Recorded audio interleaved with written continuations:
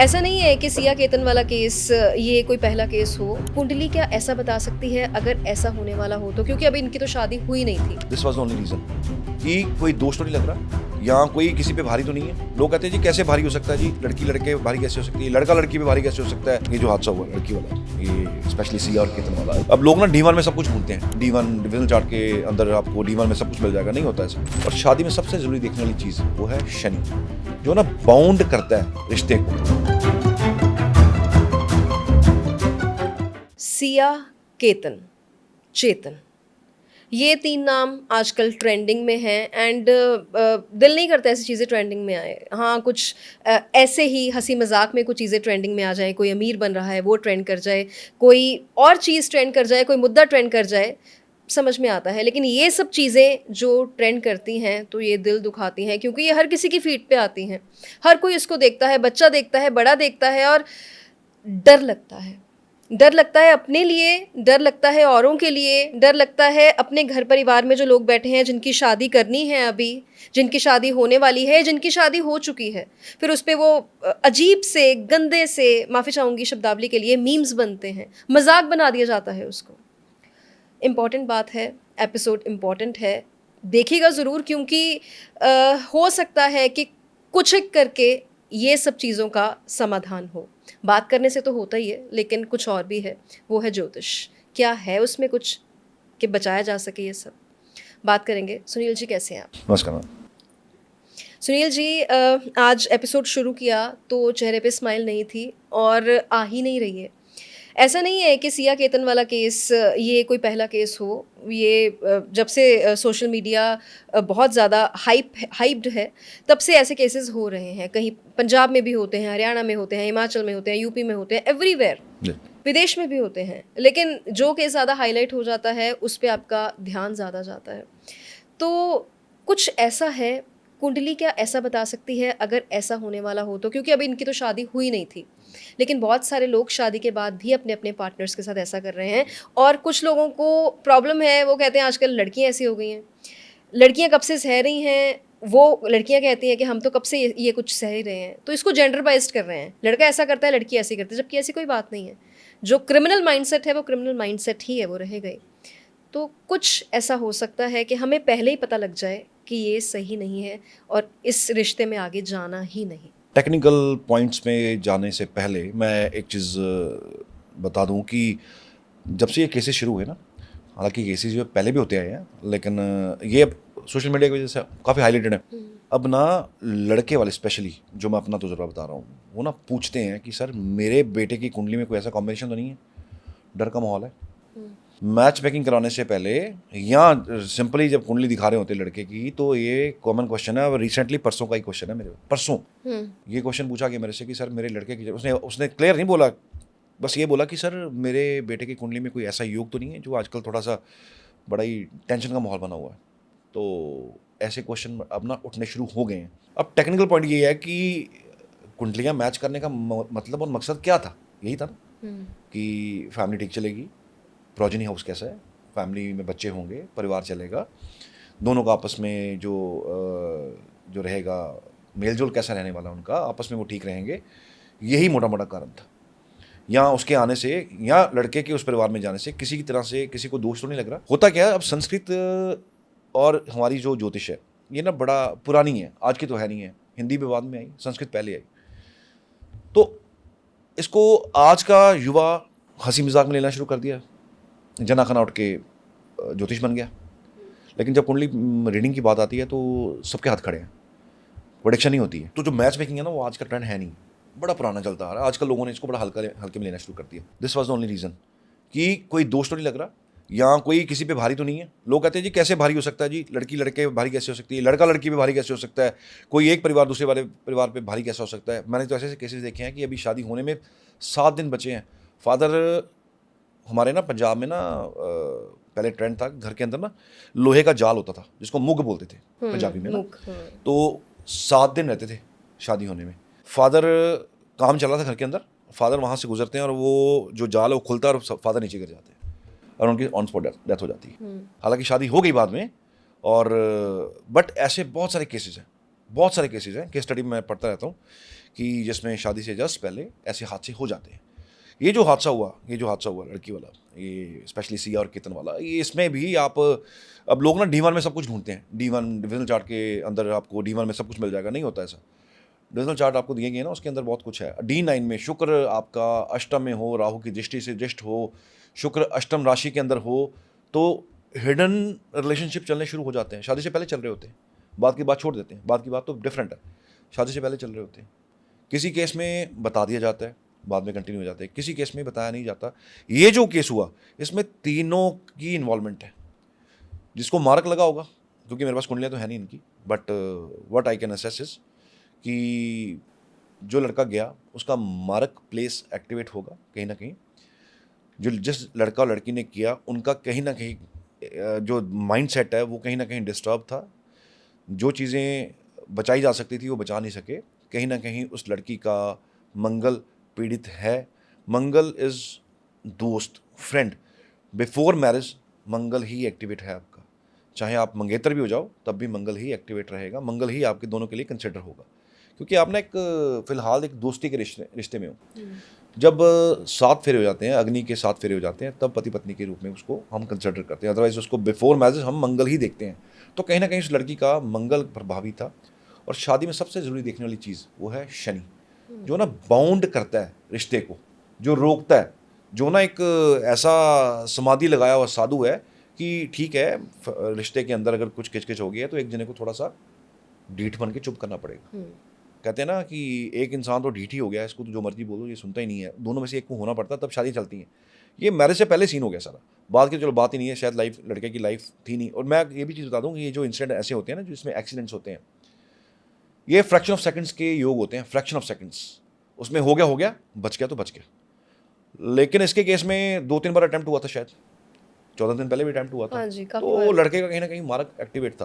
कुंडली मैचिंग में और कुंडली मैच मेकिंग में यही देखना होता है कि लड़की का बृहस्पति, मंगल, शनि कैसी पोजीशन में है। अगले घर में जाने से पहले क्या उस बच्चे के कोई उपाय या रेमेडी करवाने की जरूरत है। मैं तो कहता हूँ यहाँ पे कि ऐसे केस में अगर आपके दिमाग में इतना ये पुलाव बन रहा है ना कि ये कर दे वो कर दे, इससे अच्छा तो आप पेरेंट्स का जम के विरोध कर लो, यही हो सकता है ज़्यादा से ज़्यादा। इससे ज़्यादा खराब क्या हो सकता है। लेकिन ये जो हुआ ये तो बहुत ही निंदनीय भी है और बहुत ज़्यादा टेंशन वाला है, डराने वाला है।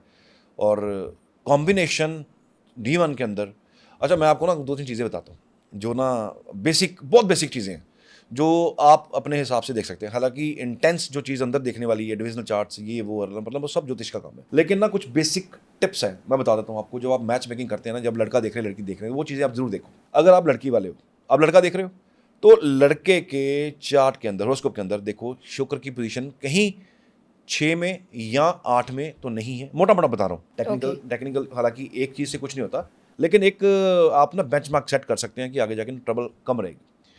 अगर लड़की के हॉरोस्कोप में वीनस खराब है, स्कॉर्पियो में मान लीजिए, ठीक है, Venus Scorpio is not a good sign, और वो D9 के अंदर भी सेम पोजीशन है, या D1 में या D9 में ये पोजीशन बन रही है, तो आप ना रिश्ता रिजेक्ट कर दो। ठीक है, पहला बेंचमार्क। दूसरा, ये बड़ा ही बेस है, मतलब जब हम ज्योतिष शुरू करते हैं ना सिखाना, ये तब का बेस बता रहा हूँ मैं आपको। बाकी चीज़ें तो बड़ी अंदर की टेक्निकल है ना, लेकिन ये एक आम इंसान भी अगर आप कुंडली उठा के देखें ना तो उसको भी समझ आ जाएगा कि वीनस स्कॉर्पियो नवांश के अंदर है या D1 के अंदर है तो लड़के वाले रिश्ता छोड़ दें, पहली बात। दूसरा, अगर लड़के का सैटर्न खराब है, खराब मतलब कि Saturn in Aries, Saturn in third house या third sign Gemini, Saturn in Leo, Saturn in this Sagittarius, right, and Saturn in Pisces अगर है तो भी मैरिज में बहुत ट्रबल आने वाली है, बहुत ट्रबल आने वाली है। रेमेडीज करानी पड़ेंगी, रेडी रहिएगा, बिकॉज शादी को जोड़ने का काम ना शनि करते हैं जी। शनि जोड़ देते हैं शादी। शनि देखिए ना कहाँ जाके उचके हो रहे हैं, 7 नंबर घर में जाके उचके हो रहे हैं।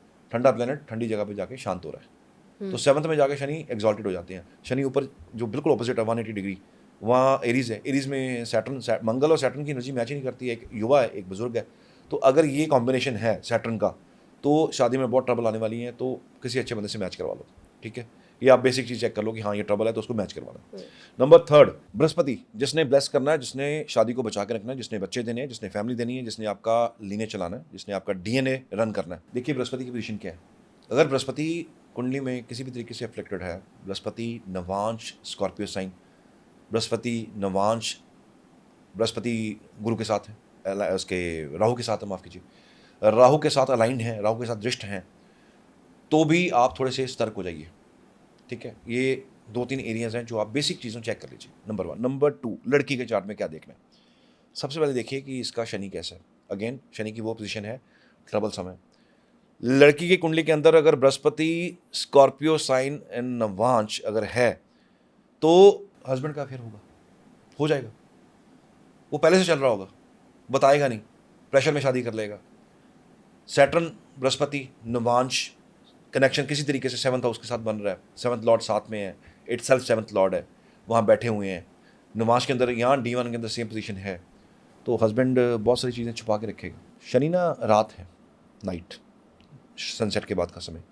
वो चीज़ें जो रात को पनपती हैं, जो चीज़ें जो हिडन हो जाती हैं, ये शनि रिप्रेजेंट करते हैं। तो सैटर्न बृहस्पति का अगर कॉम्बिनेशन कहीं दिख रहा है लड़की की कुंडली के अंदर, तो लड़का कहीं ना कहीं गड़बड़ करेगा, डेफिनेटली करेगा। शादी के बाद केवल चीज़ें पता चलती हैं, स्पेशली राहु के केस में। Rahu Navamsa 7th house, Rahu Navamsa 1st house, Rahu Navamsa दृष्टि आ रही है उसकी 7th के ऊपर, तो आप यकीन मानिएगा कि लड़का बताएगा कि मेरी फैक्ट्री है, मेरी इंडस्ट्री चलती है, मेरी फैक्ट्री है। और आप यकीन मानिएगा फैक्ट्री पे घुमा के भी ले आएगा, ये मेरी फैक्ट्री है। फैक्ट्री किसकी निकलेगी? रिश्तेदार की। वहाँ जॉब करता होगा, वहाँ मैनेजर होगा, फैक्ट्री अपनी नहीं होगी, होल्ड होगा पूरा। बाद में पता चलेगा कि बताया कुछ क्या, वही 420 वाला काम। हाँ जी, बताया फॉर्जिंग है सारी, डॉक्यूमेंटेशन का फॉर्जिंग, डिग्री नहीं की होती है, +2 निकलते हैं बच्चे। रिसेंटली आया हुआ case, Rahu navamsa debilitation and 8th sign. लड़की को शादी किए 3 महीने बाद पता चलता है कि उसका जो हस्बैंड है, जो बताया गया है, is MSc MEd something like that, Himachal का केस है। और लड़का क्या निकलता है? सिंपल +2। वो भी 3 महीने के बाद जब कोई बात होती है, बात निकलती है, लड़की ने कहा मुझे अपनी डिग्री चेक कराइए। डिग्री हो तो चेक कराई, डिग्री है ही नहीं। वो लड़की अड़गी कि मुझे डिग्री चाहिए। वो कभी कहीं यहाँ पढ़ी है, कहती जहाँ भी पढ़ी है मैं जाके साथ में यहाँ लेके आती हूँ, बट डिग्री हो तो लेके आए, डिग्री है ही नहीं, तो झूठ बोल दिया। मतलब कहने का, अगर लड़की के चार्ट में भी आपको ये कॉम्बिनेशन मिलता है तो धोखे के चांसेस बहुत ज़्यादा हाई हैं। बृहस्पति पीड़ित, लड़की की कुंडली में डिस्टर्बेंस, वक्री बृहस्पति इन द चार्ट, लड़की के प्रॉब्लम है। इवन केवल मैं कहता होता हूँ कि शादी ने सबके लिए नहीं बनी, और हर इंसान शादी के लिए नहीं बना। तो हमारी लेकिन करते ऑलमोस्ट सभी हैं, इंडियन सोसाइटी है ना, प्रेशर है ना।